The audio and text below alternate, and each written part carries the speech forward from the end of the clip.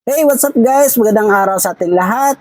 Ang gagawin natin for today ay question and answer. Dito may nagtanong sa atin na isang kababayan, isang OFW, isa siyang seafarer.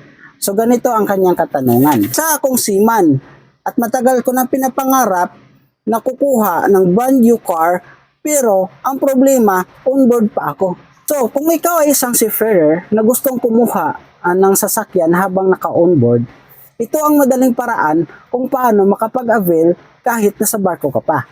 Para sa mga married seafarer, ang iyong asawa na nasa Pilipinas ay pwede nating gawing principal borrower at kayo naman ay isang co-maker. Ito ang pinakamadaling paraan para makapaglabas ng sasakyan habang ikaw ay kasulukuyang nasa barko.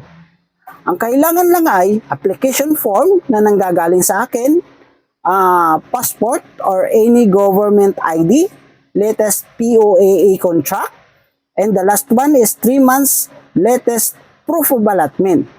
Ganyan lang kadali. Pwede ka na maka-avail ng brand new Mitsubishi car habang nasa barko ka pa. So, ano pa ba nahantay mo? Message mo na ako.